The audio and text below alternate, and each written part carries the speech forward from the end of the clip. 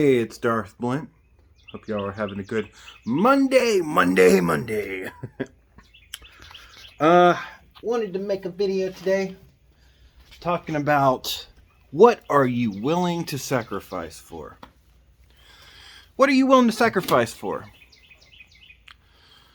It's a question I feel like everybody needs to ask themselves because it's an important one. And what do I mean by that? Well, let's find out.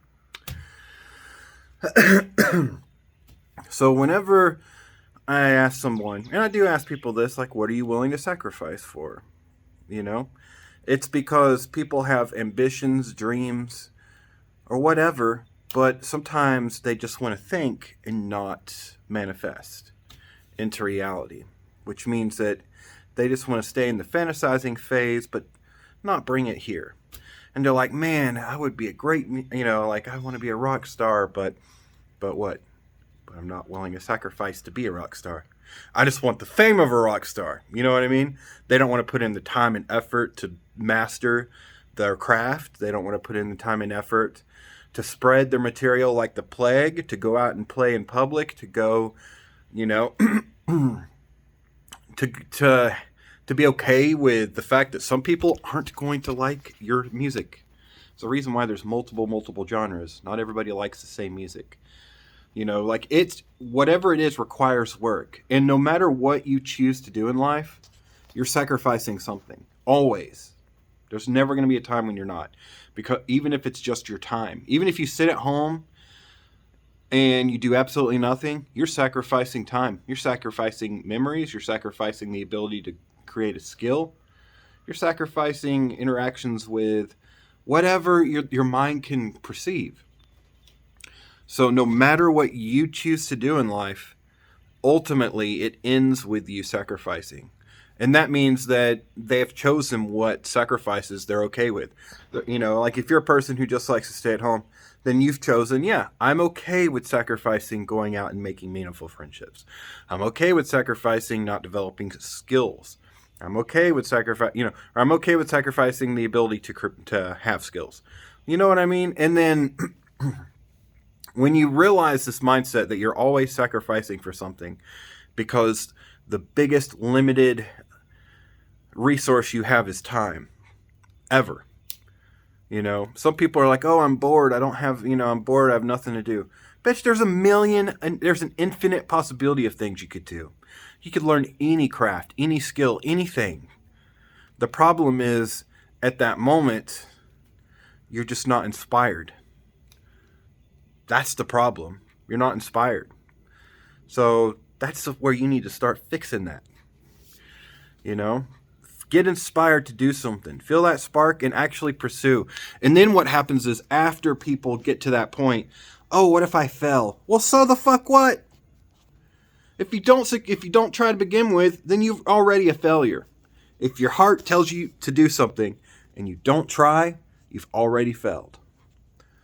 That's just the truth of the matter. Oh, I really want to go back to school, but what if I'm not smart enough? Well, guess what? And then you don't go. Well, you just manifested the whole idea that now you're not smart enough to go to school. The only person who told you that was you, and you believed it. And so now you're going to sacrifice education and who knows what else, whatever events may happen while that's going on because of insecurities. So you are willing to sacrifice dreams and hopes for your ego. Think about that. You're willing to sacrifice your fantasies that you want to manifest into reality just so you don't have to be challenged. Your ego doesn't have to be challenged. How narcissistic are you people? It's okay to fail. You only fail when you finally give up trying to succeed. You don't fail if you go to take a class and you don't pass, guess what? You only fail if you don't take it again. You only truly fail your dream whenever you finally give up and walk away. What you did the first time is you found a way that it doesn't work. Maybe that means you should, practice more. Maybe that means you should study more. It doesn't mean that I'm too dumb for school. It just means that maybe you're not studying the right way.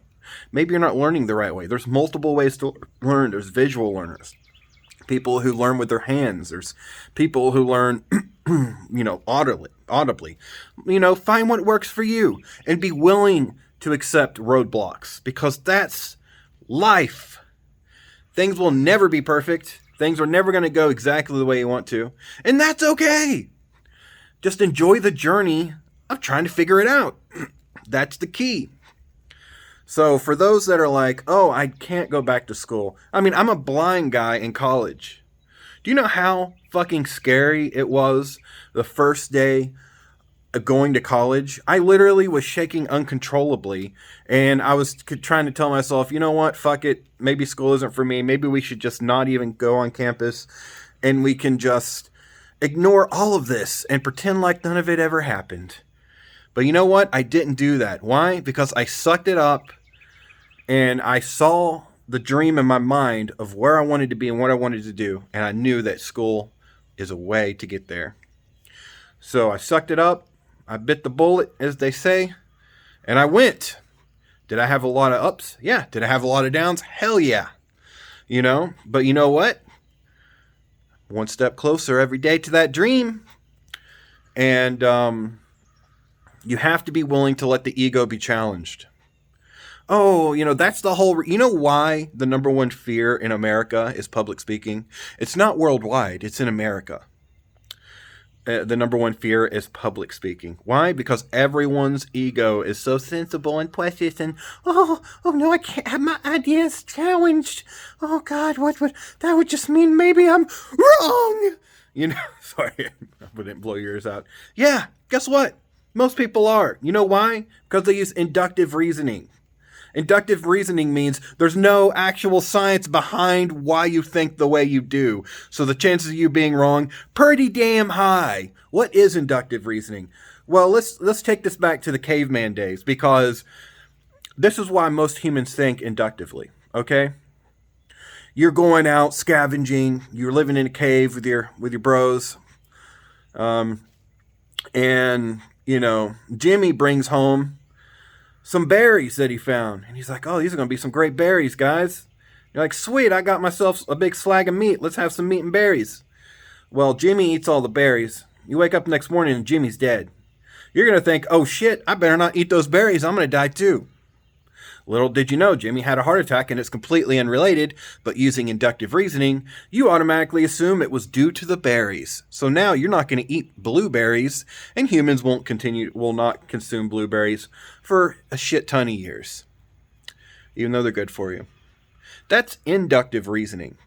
That is a dumb way to live, and most people live that way because they just go off of personal experiences. They don't look at the science behind reality. Deductive reasoning is saying, having the ability to test the berries.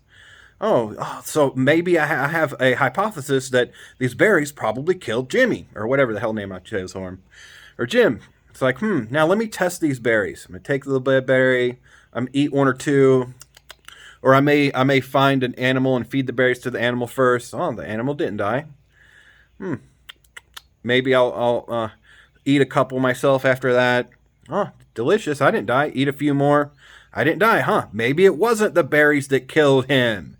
But no, because humans' survival through evolution dictates that inductive reasoning is simple, because scary thing may kill, so let's avoid scary thing no matter what the rationale is.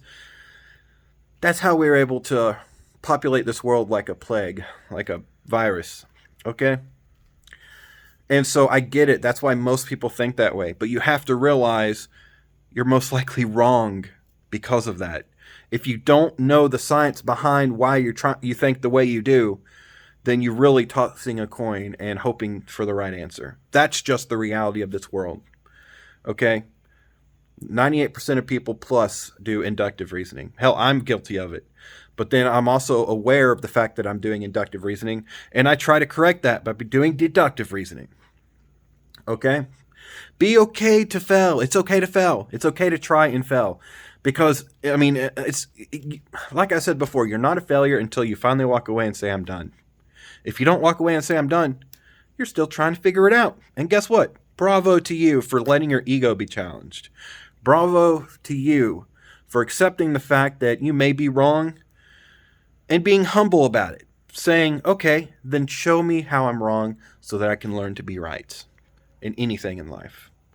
That's the true world that we live in, And here's the thing, like my science professor, he says that science cannot coexist with the supernatural. Why? Because you can't measure the supernatural.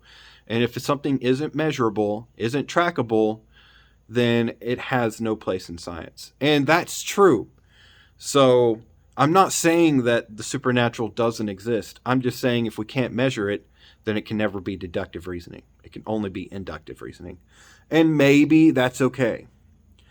So, sorry for going off on this rant, but ask yourself, what are you willing to sacrifice for? Are you willing to sacrifice your ego a little bit? Most people in America are going to say hell no. But it's okay for people to laugh at you for doing what inspires your heart. I had that experience, okay? It's fine. I accept that. Why? Because at the end of the day, I'm not going to let other people's opinions affect my dream. And if you do, then guess what? It's a sad world you live in, not me. You're choosing to sacrifice your dream to appease people you don't know.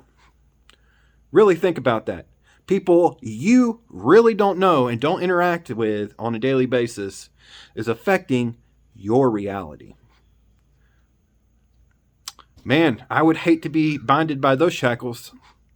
Hopefully one day you'll hate to be binded by them too. Until next time, this has been Darth Blint, and may your chains be broken.